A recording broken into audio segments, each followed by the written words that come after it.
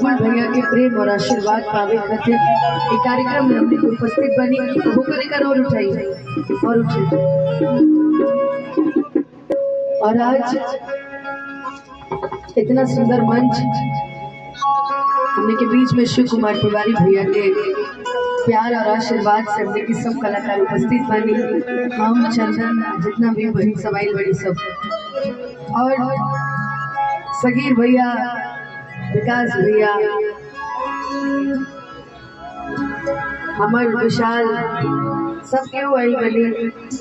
बड़ा दिन बाद हमने के संगत करेगा। कमालू भैया कहाँ बने, वो दूसरा करके लेने बनी गया अच्छी काल करा के हम फोन करते हैं। शिबूलाल जी भी बनी जब मंच पे उपस्थित, बहुत सुंदर गायक अमर सिंह भैया के परम शिष्य। हमने को उतना मान सम्मान ना हो ए जन्म में ना हो, हमारे तो खाली फोन करे खाली डांटे करते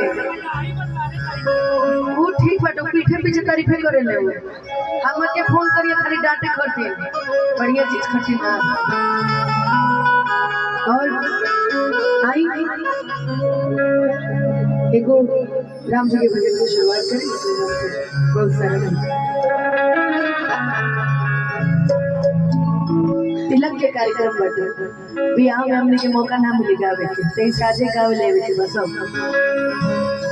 कि राम जी से पूछे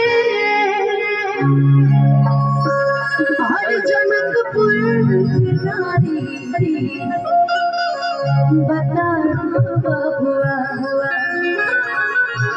अर्षद भैया कहती है कि अनुपमा गोरखपुर के बनी 90% लोग जानते नहीं कि अर्षद भैया 90% लोग जानते नहीं कि हम गोरखपुर के हैं, यूपी के हैं कि बिहार के हैं कि झारखंड के हैं। लोग ये कहेला कि बिहार के हैं और सही बात है, मैं बिहार की ही बेटी हूँ। गोरखपुर तक ठीक बात जन्म भइल बाटे, कर्म भूमि हमारे बिहार। और जे भी कलाकार यूपी से बिहार आइल बा तो हिट हो गइल बा, ई तो बात बढ़बे कोई। बिहार में वो चीज बाटे कहते कि बिहार में सुने वाला श्रोता बने, उलू लुलू वाला ना है, सुनिए लोग। तब कलाकार के उत्साह मिलेला बिहार में और खूब प्रेम मिलेला। प्रेम के फॉलो करके आदमी आगे बढ़ेला कि ना आज ना भइल तो काल होई, काल ना होई तो परसों, लेकिन होई जरूर। यही से रउआ बहुत प्यार देनी, बहुत सारा गाना हिट करवाई, यही से रउआ के बहुत बहुत धन्यवाद। राम जी से पूछे हर जनकपुर की नारी बता दो। मॉनिटर में आवाज बढ़ाई और साइड साइड में बढ़ाई।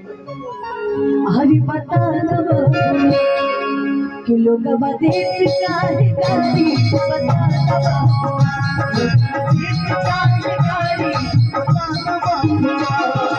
राम जी से पूछे जनकपुर की नारी बता दो। लोग बदेत काहे गारी